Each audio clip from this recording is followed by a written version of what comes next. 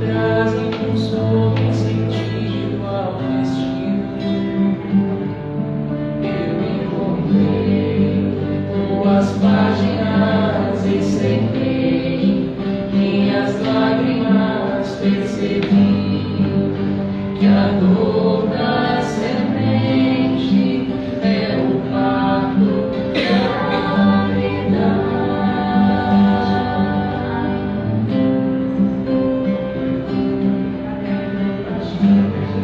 Há alguém que já quer seguir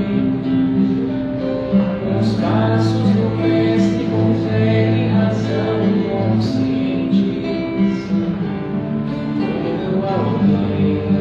Alguém se já soubesse ouvir as vozes dos seres que habitam o espaço infinito. Eu encontrei tuas páginas e sequei minhas lágrimas, percebi que a dor da semente é o fardo da vida. Minha dor me trouxe aqui pra entender a flor que brota em mim. Meu amor é aprendiz de um bem maior, e seja assim esse vai e vem. Sei que voltarei pra cuidar da flor, pra acalmar a dor e ser feliz.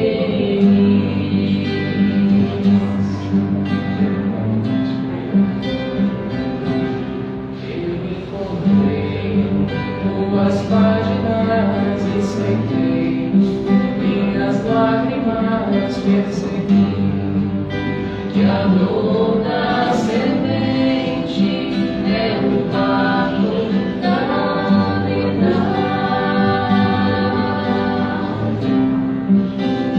Minha dor me trouxe aqui pra entender a flor que brota em mim. Meu amor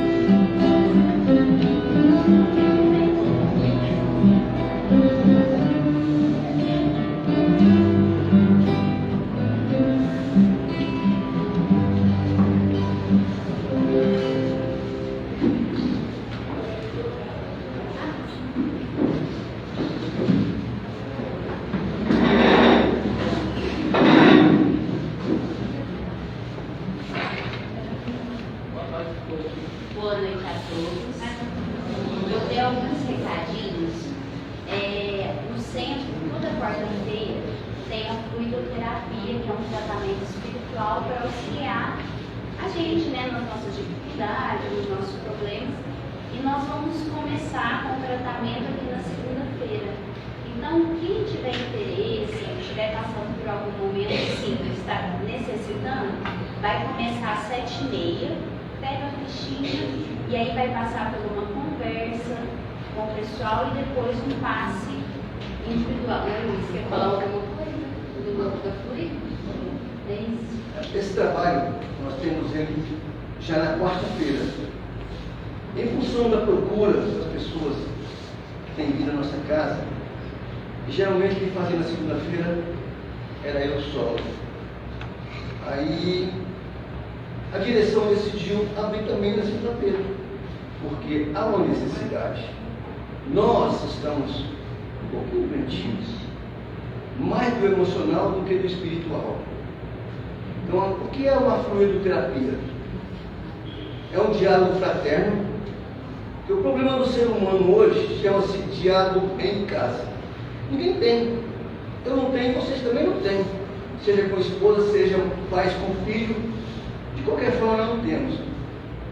Isso causa um entristecimento, uma angústia muito grande em cada ser. Um dia, 2 dias, uma semana, um mês, 2 meses, um ano. Isso estabiliza internamente, aparece uma enfermidade de alta periculosidade. Mas por que isso? É genético? Não, é genético. Nós mesmos que mandamos essas energias ruins para dentro, essas energias acham um órgão, cristaliza e se transforma numa doença que pode ser até um câncer. Então aqui nós temos a fluido, você vai falar, desabafar, voltar tranquilo, passar por um passe. A primeira vez tem um diálogo, depois são 3 ou 4 vezes o diálogo, o passe. Você volta para ter uma reavaliação. Quem vai nos dizer é vocês, ou assistir. Eu estou assim, assensado, preciso de mais. Vamos fazer mais. Nós estamos aqui à disposição para trabalhar. Então, isso é a fluidoterapia. E não esqueçam da aguinha de vocês. Aqueles que eu estou dando a aguinha hoje, por gentileza, na próxima vinda, traga a nossa aguinha e a de vocês, tá bom? Então, é mais um trabalho que a casa está abrindo para nós. Para nós, para todos vocês também, tá? E outra coisa, o Sol de Assis, com a música, né, trazendo harmonia, quando eles começam às 7h30, é justamente para isso, tratar a gente. Então, assim, quando vocês chegarem, conectar, acalmar o coração, fazer uma prece. Se quiser enviar a música para as pessoas que estão passando por problemas em casa ou em outros lugares, vibrar a amorosidade do nosso planeta, né? Então, quando vocês chegarem às 7h30, com os meninos tocando, concentre, envie essa energia, porque essa energia também depende da gente conectar com ela. Se a gente não conecta, a gente não vai receber também, né? Seria bem lembrado. Tanto é que não adianta você vir fazer o tratamento, sentar no banco lá e ficar mexendo no celular. Depois não alcança o objetivo, nós não temos culpa. Não adianta mesmo. É sentar, entrar em sintonia com a espiritualidade. Eles já vão trabalhando vocês, a necessidade de cada um. Mas se vir para cá, ficar lá sentado, mexendo no celular, na hora que isso for a vez, a menina for chamar, não adianta, gente. Tem que ter uma sintonia, tem que ter um esforço de cada um. Tá? E aí a gente vai pedir para todos, né? Então, quando vierem mais cedo para escutar a música dos meninos, ficar em silêncio, conectar, agradecer a Deus a oportunidade de estar aqui presente, né? Que eu acho que é um presente para nós. Nós estamos recebendo esse presente. E outra coisa, o Sol de Assis também está no YouTube, viu? Quem quiser escutar os meninos, vai lá, dá uma pesquisadinha e eles sempre... vamos lá. E eu abri um Minuto de Sabedoria, uma mensagem que eu achei bem... casou com o que a gente está falando.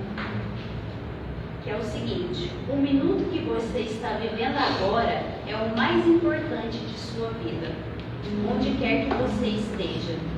Preste atenção ao que está fazendo. O ontem já lhe fugiu das mãos. O amanhã ainda não chegou. Vive o momento presente. presente, porque dele depende todo o seu futuro. Procure aproveitar ao máximo o momento que está vivendo, tirando todas as vantagens que puder para seu aperfeiçoamento. Então,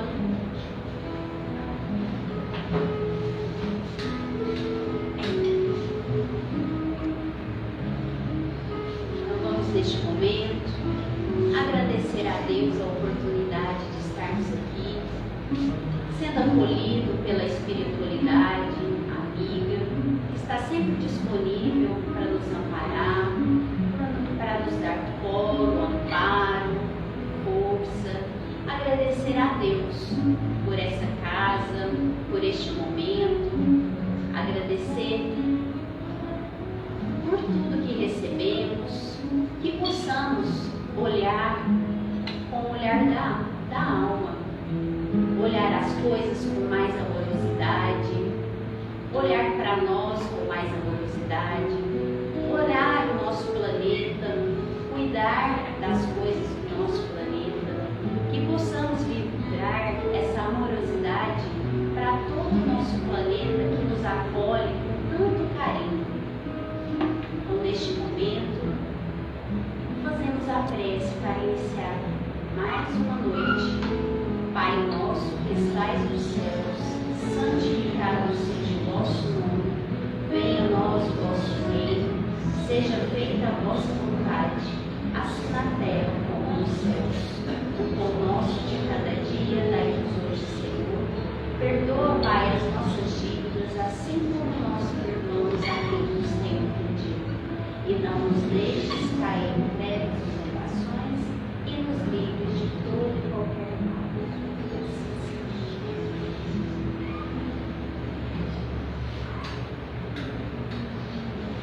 Hoje a Sirlene vai falar para nós. Seja bem-vinda.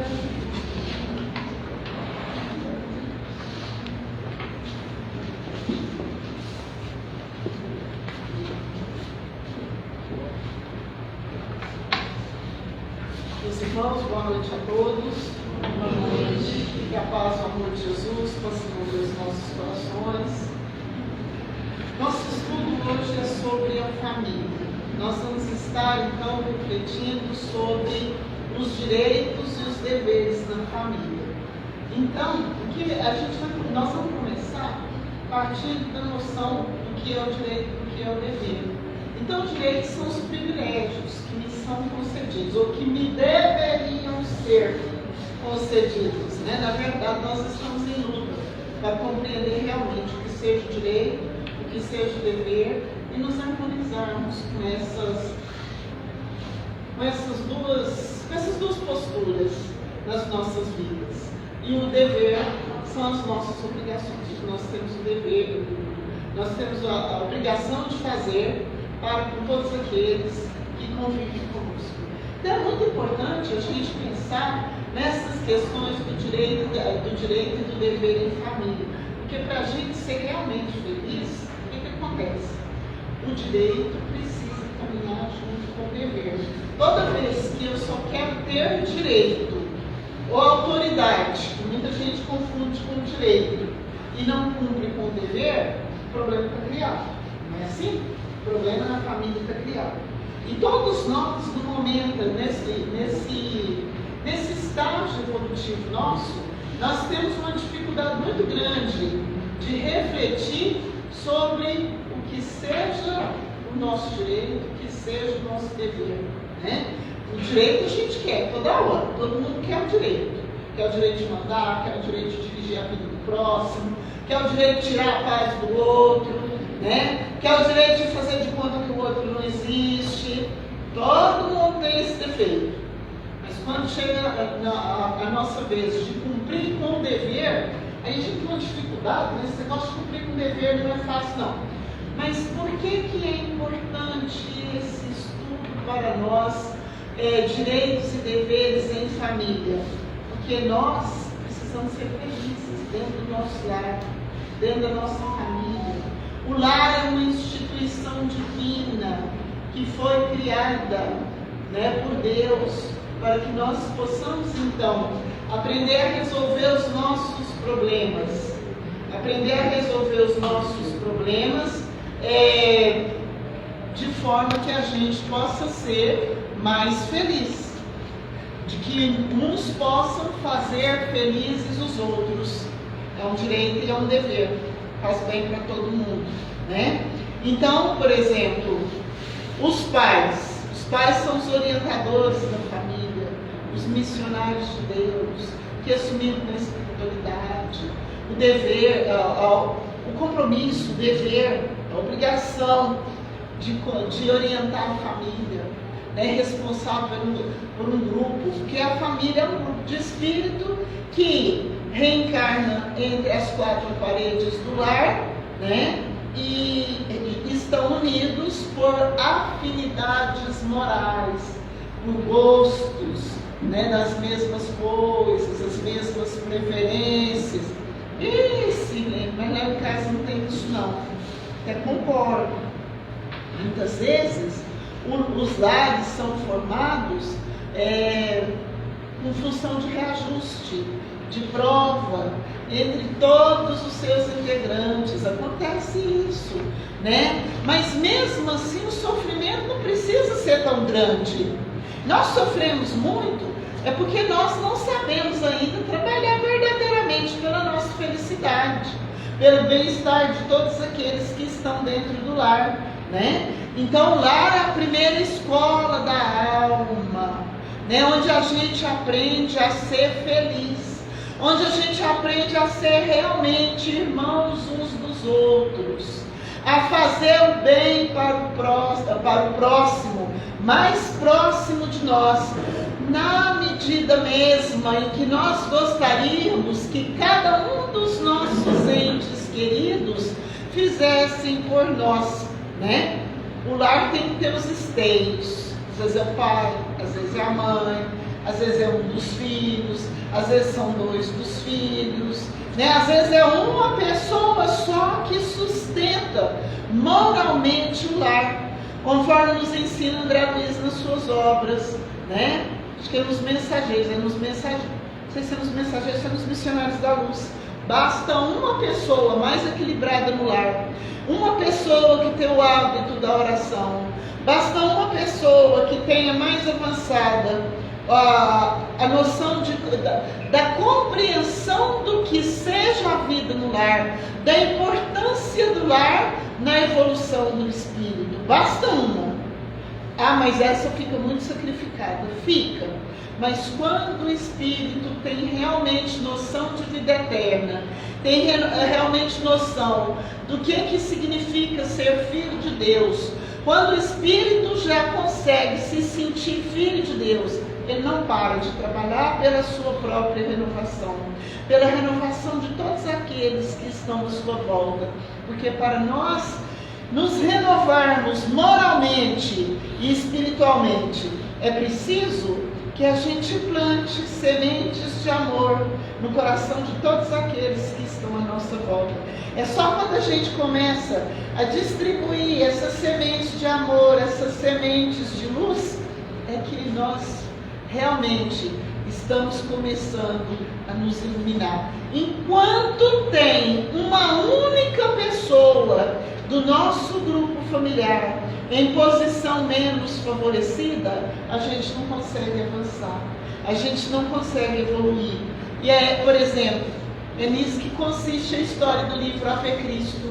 Quinto Valmo estava lá na espiritualidade, feliz, numa condição boa, né?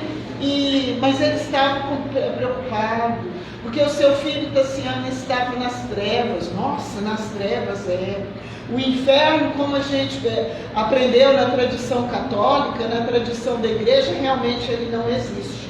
Porque o Pai maravilhoso, como é o Criador, não vai abandonar os seus filhos eternamente no inferno. Não existe isso. Mas existem as zonas de muito sofrimento, onde os espíritos ficam lá por afinidade. Ficam nas trevas os espíritos que têm afinidade para o mal, não se iluminaram, prejudicaram a vida de outras pessoas, não querem ignoram a sua consciência de filhos de Deus, que às vezes a pessoa tem consciência de determinado fato, mas por diversos mecanismos que a psicologia sabe vai muito bem, eu não sei não. Ela esconde isso. Ela esconde isso. Porque onde está escrita a lei de Deus? Na nossa consciência. Nos ensina o livro dos Espíritos. Todos nós sabemos da existência de Deus. Todos nós sabemos, desde que nós queiramos. Quando agimos corretamente, quando agimos mal. Quando maltratamos alguém, quando prejudicamos alguém, quando ajudamos também, nós sabemos. Tudo está na nossa consciência, ao alcance da nossa inteligência, do nosso raciocínio, né? Basta a gente buscar. E é nesse buscar que consiste a famosa lição que Santo Agostinho nos ensina, lá na questão 919A. Então diz ele que, enquanto ele viveu na Terra, ele chegava ao fim do dia, ele passava em revista, ele recordava, ele se lembrava de todas as ações praticadas no dia. As ações corretas ele considerava como batalhas vencidas. As ações incorretas significavam batalhas que ele ainda precisava vencer. E no começo de cada dia, ele recomeçava o seu dia corrigindo as ações passadas do dia anterior, onde ele tinha errado, onde ele não tinha agido corretamente bem. Nós vivemos, meus queridos irmãos, muitas vezes a nossa vida inteira tirando pouquíssimo tempo para pensar na nossa essência espiritual, na nossa condição de filhos de Deus, de seres portadores de razão, de livre-arbítrio, de inteligência. Nós preferimos muitas vezes pensar que a vida na Terra aqui é cheia de sofrimento, é cheia de luta, então que nada que a gente faz vai dar certo, que a gente tem que sofrer mesmo. Mas na verdade as coisas não são bem assim. Todos reencarnamos para sermos bons, para sermos felizes. Hoje tem um pouquinho que atrasou. Aí pode ir um pouquinho. Então todos reencarnamos para sermos bons, felizes. Basta ter disciplina. Mas como? Analisar o que tu vai fazer, pensar antes. Quando eu era criança, quando fazia alguma coisa errada, porque eu chorava, minha mãe falava assim: olha, tem que pensar antes. Mãe sabe o que fala, né? Tem que pensar antes. Eu não vou fazer isso não, porque isso vai prejudicar a minha vida. Se eu tomar tal atitude, se eu levar adiante tal postura minha, eu vou adquirir um débito tão grande, que eu vou levar séculos para recuperar a minha liberdade. Porque quando a gente pratica o mal, quando a gente prejudica uma pessoa, seja do que quer que for, enquanto a gente não recupera aquela pessoa, a gente não tem liberdade. Nós não temos livre-arbítrio, porque nós saímos da liberdade de escolha e caímos no determinismo. Mas o que é isso? A liberdade de escolha. A gente é livre para fazer o que quiser. Tudo me é lícito, nos ensina o apóstolo Paulo. Mas nem tudo me convém. O que é que não me convém? As ações desastrosas, as ações que prejudicam o próximo, as ações que roubam a liberdade do próximo, que roubam a sua alegria de viver. Dentro do lar é onde nós precisamos tomar o maior cuidado, cumprir com os nossos deveres, deveres de mãe, deveres de pai, deveres de esposo, de esposa. Não é uma luta um contra o outro, não. Se estão dentro do lar, é para amansar o coração.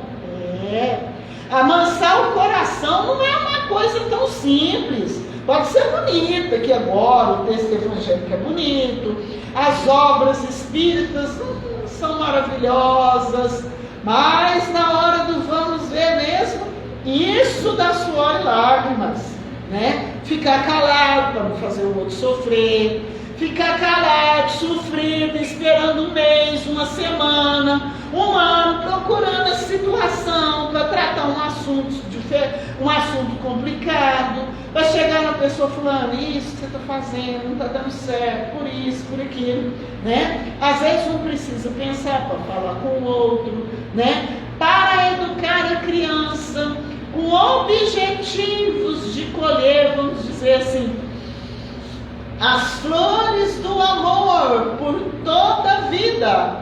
É preciso saber o que planta. Criança é gente. Plantou, frutifica. E plantou o quê? Tem que plantar o bem, plantar bons exemplos. Os bons exemplos dos pais nos acompanham a vida toda, né? A vida toda. O nosso coral maravilhoso cantou aqui, o grupo da música, que os pais, Deus perguntará a cada pai e a cada mãe: o que fizeste do vosso filho? O que plantou no coração dele?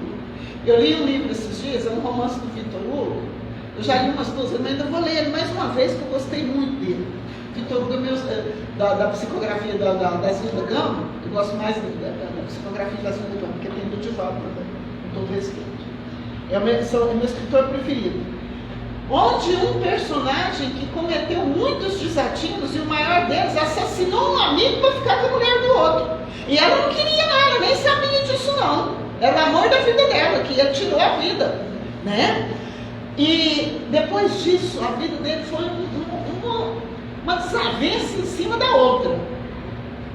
E ele um dia chegou, foi fazer uma consulta mediúnica no tempo dos oráculos.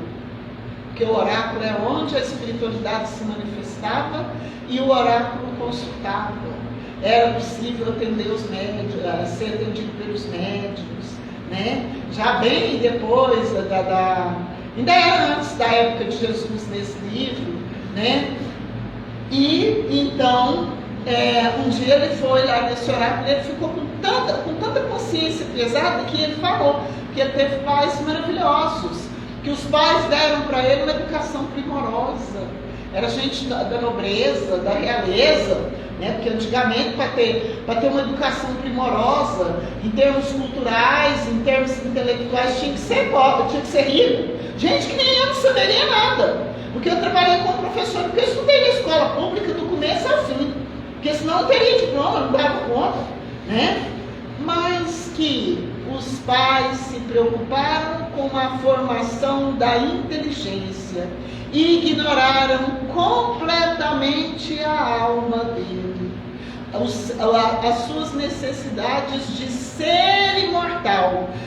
Então, aqui está um ponto importante para a nossa felicidade na Terra. A transitoriedade do corpo precisa ceder espaço para a imortalidade da alma. Dentro da nossa casa a gente vive do tipo assim: eu aguento essa família minha, mas depois eu não quero viver com ela não. Não é assim que funciona, não é não. Sabe quantas vezes a gente reencarna com a família da gente? Até a gente aprendeu que tem que aprender junto. Até aprendeu que tem que aprender junto, sabe? Enquanto não aprende, a gente tem que reencarnar. E a gente pede, chora, implora para reencarnar junto, porque tem necessidade. Porque enquanto a gente não cumpre com o dever diante da lei divina, diante da nossa própria consciência, a gente não se libera. A gente não se permite viver em paz. A nossa consciência está sempre pesada, está sempre nos faltando alguma coisa. Então, meus irmãos, para o nosso próprio bem, para a nossa própria felicidade, nós devemos começar desde ontem, ou desde o ano passado, né, a analisar realmente como é que nós temos vivido na nossa família, como é que nós temos cumprido com os nossos deveres. Tem abusado da autoridade? Né? Tem negligenciado a autoridade? Porque hoje, para educar os filhos, vocês me permitem dizer, eu vou falar como o Walter Barcelos me ensinou, o escritor de Uberaba. Eles querem para falar assim, quando for falar o que eu vou falar aqui agora, quando for falar com os pais, Eles querem pôr uma gotinha de verdade num litro de amor. Então, se a verdade passar mais do que uma gotinha, vocês me perdoem, eu peço perdão. E lembrem-se de que eu estou no mesmo barco, também precisando dessa gotinha de verdade num litro de amor, né? Então, os pais criam os filhos como se fosse materialista, como se nunca tivesse ouvido falar no Evangelho de Jesus, como se nunca tivesse ouvido de ninguém que a criatura é responsável por todas as consequências dos atos que pratica. Nossa, mas eu vou falar para o meu filho, criança pequenininha, menor do que ela, já vai, essa princesinha que está aqui com a mamãe dela, já vai crescendo desde pequenininha, e vai ouvindo, e vai participando. Eu, como evangelizei crianças de todas as cidades do Grupo Espírita Bezerra de Menezes, eu vi isso, como é que eu falo? Em loco, vamos dizer assim. Ali, ao vivo e a cores, achei, como é? Ao vivo e a cores. A criança vai aprendendo, desde cedo, a pensar no que faz. O jovem vai aprendendo. Num livro que se chama Entrevistando Kardec, escrito por Sueli Caldas Schubert, uma escritora que faleceu há poucos anos, há pouco tempo, vítima da Covid-19. Uma das melhores escritoras espíritas do Brasil na atualidade. Ela diz o seguinte, que pegando os textos de Kardec, ela elabora as perguntas e pega na obra de Allan Kardec as respostas e joga nesse livro. Um livro muito bom de ler. Se chama Entrevistando Kardec. E ela fala o seguinte, que a criança evangelizada, aí nós vamos entender, a família evangelizada é mais feliz, porque aprende, já cresce de pequeno, aprendendo a medir os seus atos, aprendendo a medir os seus passos. E os pais precisam, têm o dever, vou usar as palavrinhas mágicas aqui, os pais têm o dever de falar, vem ficar aqui sobre isso com a gente. Os pais têm o dever de estudar o caráter dos filhos, do jovem. Nossa, mas meu filho está tão diferente, né? Está chegando tarde, está mais complicado, mudou de repente. Tem que saber por quê. Tem que ter aquela proximidade para se aproximar, para saber o que é, tem que saber qual que é a hora mais adequada para conversar. Né? Se não tiver muita intimidade, meu filho, a gente não tem muito hábito de conversar, não, mas eu sou seu pai, eu sou sua mãe. A gente precisa conversar com você. Aprender a ouvir. A gente tem que aprender a ouvir. Aprender a falar. Quando o caso for muito sério, ouve primeiro. Nós vamos pensar que agora eu não dou conta de responder. E o filho sabe quando o pai não dá conta de responder. Quando fala que não dá conta, vocês acham que ganha mais ou perde mais autoridade? O que vocês acham que acontece? Ganha mais autoridade. Quando a gente fala, olha, eu fiz isso, mas eu errei, ganha mais autoridade.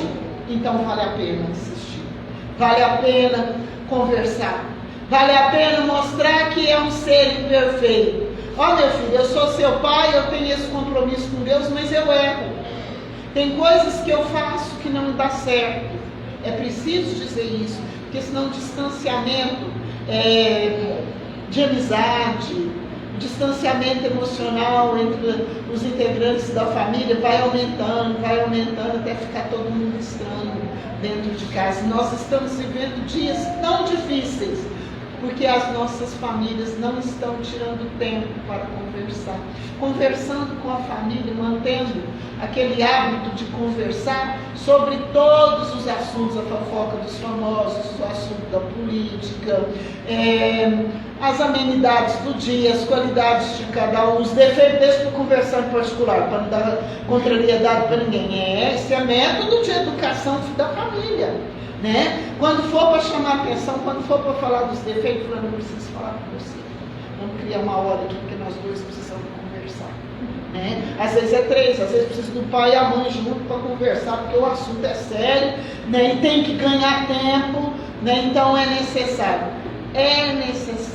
colocar esse hábito de resolver as dificuldades, né? Na família, através do diálogo. Fazendo isso, vai ter menos problema, menos doença emocional, menos depressão, menos tristeza, né? Então muda, dá resultado sim, funciona sim.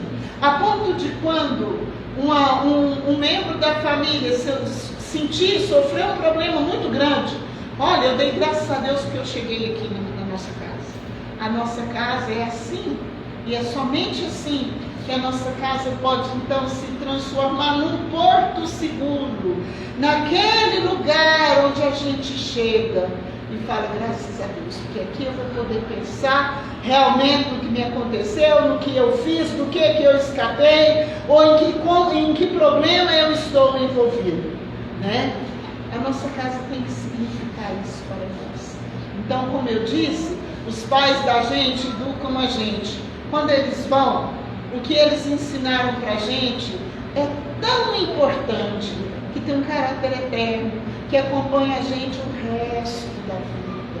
E Dolly Conte, que é uma escritora encarnada sobre o Espiritismo, fala no livro A Educação Segundo o Espiritismo, que a educação ela é tão importante na vida do espírito, que uma ação educativa, uma ação evangelizadora, porque o evangelho é também um compêndio de educação, porque nos educa para todas as situações da nossa vida, prepara a nossa alma para todas as situações que nós temos que viver, que uma ação educativa atravessa de uma existência para outra, permanecendo de forma viva e indelével no espírito da criatura.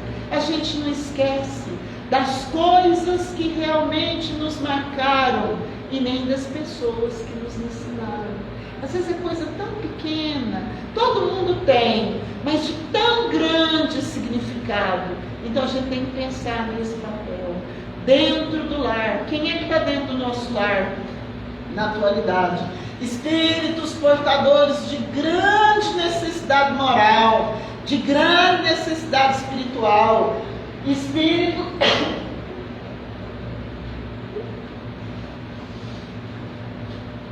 desviado do bem, no caminho do vício, no caminho da delinquência, de um modo ou de outro, seja o hábito secreto ou conhecido de todos nós, né, dos adultos até os mais novos, nós somos espíritos que estamos naquela maior luta para abandonar o caminho do mal e se firmar no caminho do bem, né? Seja essas atitudes no bem leves, ou sejam mais graves, ou sejam mais sérias, seja o nosso comprometimento moral maior ou menor, nós estamos em família para que uns ajudem os outros a se levantar. Então nós precisamos, cada um, pensar bastante. O que eu ofereço para os meus familiares?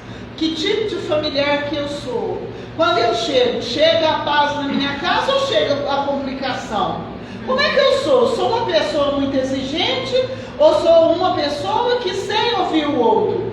No Evangelho, agora eu não sei falar o capítulo não, tem uma parte lá que fala assim, que tem certos pais de família e mães também, viu? Tem mães, mas tem nós mulheres por vezes, nós ganhamos uma parada. Tem certos pais de família que às vezes chegam em casa e usam e abusam de sua autoridade e não se envergonham de pensar consigo. Aqui eu mando e sou obedecido. E muitas vezes não pensam que alguém poderia acrescentar e é detestável. A vida na Terra é breve, é passageira, mas o que a gente vive em termos de amor, de relações afetivas, isso é eterno. Então vamos plantar amor, para a gente colher amor, para a gente ter na espiritualidade como contar com os nossos familiares, para que os nossos vínculos familiares não se dissolvam com o tempo, porque nós, na verdade, somos filhos de Deus.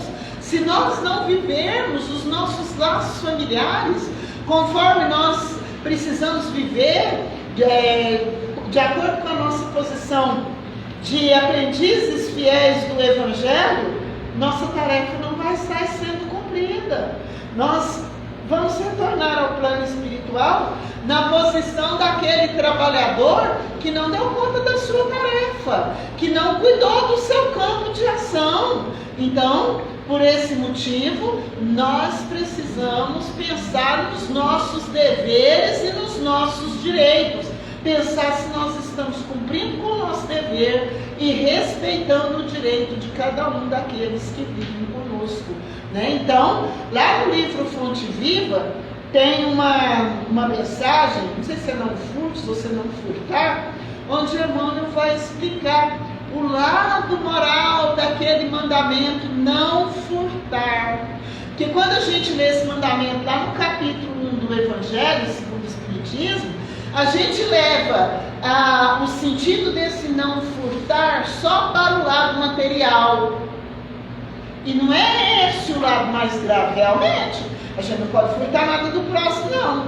Nem do seu carro, nem do seu dinheiro, né? Nada disso. Mas não pode furtar também a sua felicidade, a sua alegria, né? A sua amizade, o seu direito de viver, né? Muitas vezes as nossas ações são tão desastrosas que tiram a alegria daqueles que convivem conosco. Olha, ainda tem mais. No livro Jesus no Lar, lá no capítulo da família, nos primeiros capítulos, eu não sei se é o primeiro ou se é o segundo, Jesus conversando com a com a sogra de Simão Pedro, falando sobre as questões da família, ele vai dizer que aqueles que se tornam intransigentes, irredutíveis, que não se renovam, que não se modificam com relação à vida no lar, a maneira de viver, não ajuda a fazer ninguém feliz, não planta amor, não é uma companhia agradável para o filho, para o esposo, para a esposa, a sogra, a nora. Chega um ponto que numa próxima existência, não vai merecer reencarnar numa família. Vamos começar a imaginar, meus irmãos, observar como é difícil a vida das pessoas que reencarnam e desencarnam nesta terra sem pertencer a um grupo familiar. Muito difícil, muito complicado. Então vamos valorizar a nossa família. Se a gente perseverar, se nós plantarmos amor, se nós respeitarmos, se vivermos o honrar a vosso pai e a vossa mãe, né? Dá frutos nessa vida mesmo. Os frutos do bem, eles também são rápidos. Depende da nossa real mudança, né? Emmanuel, essas mensagens, eu tirei umas mensagens aqui para falar. Então, ele fala sobre essas questões de família. Primeiro, sobre a necessidade dos pais colocarem limites na educação do filho. Não é tudo que filho quer que pode fazer, não. Se for colocando os limites com amor, com firmeza, com brandura, consegue o que quer. De preferência desde o dia que nasce.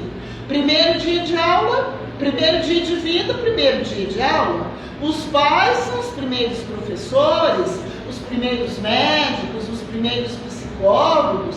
Isso são posições que não tem como mudar, não, né? Uma outra coisa, os filhos precisam aprender a ouvir os pais em tempos de bonança, em tempos de calmaria, porque quando vem a tempestade, quando vem as horas de testemunho na vida de todos vem.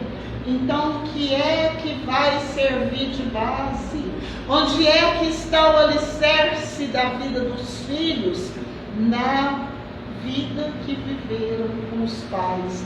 E tem uma coisa muito importante aqui, que é a questão de que os pais servem de exemplo na vida dos filhos. Estou terminando. Não, pode ficar. Mas você? Pode? Mas você? Aham. Então, porque no outro Não é. É só olhando aqui mesmo. Hã? Pode ir. Então tá bom. Porque quando os pais não dão exemplo, né? Quando os pais negligenciam o exemplo, que é a tarefa da maternidade e da paternidade é um compromisso muito sério. né? O pai e a mãe é modelo de conduta na vida dos filhos em qualquer idade, né? E ele fala assim, que para um filho triunfar, mesmo não tendo recebido dos seus pais o exemplo de que tem necessidade, é preciso que o filho já seja um espírito que tenha uma boa compreensão da paternidade divina, ao ponto de poder compreender a conduta deficiente dos pais no ponto de vista moral.